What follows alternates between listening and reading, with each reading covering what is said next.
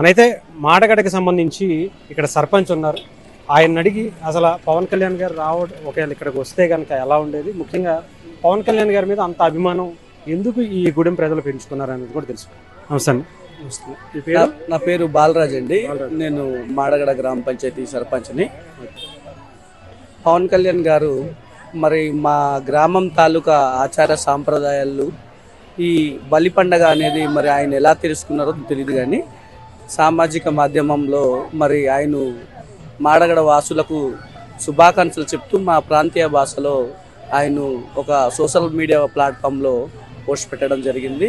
దానికి మా గ్రామస్తులందరూ కూడాను మరి వాళ్ళకి తెలియజేస్తే చాలా సంతోషించారు. ఇలాంటి మంచి మా గురించి మా గిరిజన తాలూకా ఆచార సాంప్రదాయాల్లో భాగమైన బలి పండుగ గురించి డిప్యూటీ సీఎం గారి దృష్టిలో ఉండడం చాలా సంతోషం అని భావించి ఆయనకు ధన్యవాదాలు అనేది చెప్పడం జరిగింది. మరి ఆయన కూడా మరి స్పందిస్తూ మా గ్రామానికి రావడానికి మరి సిద్ధమయ్యారు. మరి ఆయన రాకపోవడంతో చాలామంది బాధపడినటువంటి పరిస్థితి. ఎందుకంటే మా తాలూకా గిరిజన ఆచార సాంప్రదాయాలు ఒక ముఖ్యమంత్రి స్థాయిలో ఉన్న వ్యక్తికి చూపిస్తే ఈ మా తాలూకా ఇవన్నీ కూడాను గుర్తించే పరిస్థితి ఉంటుందనేసి మా గ్రామస్తులందరూ భావించడం జరిగింది. స్వాతంత్రం వచ్చింది కానీ అటువంటి పెద్ద వ్యక్తి మా గిరిజన తాలూకా ఆచార సాంప్రదాయాల మీద ఎవ్వరు కూడా మరి ఆసక్తి చూపించలేదు. ఆయన చూపించడంతో చాలా సంతోషించడం జరిగింది. మరి ఆయన వస్తే బాగుండాల్సింది. మరి ఆయన ఇప్పటికైనా మా గ్రామంలో రావాలనేసి మా గ్రామం తాలూకా అందరు కూడా కోరుకుంటున్నారు.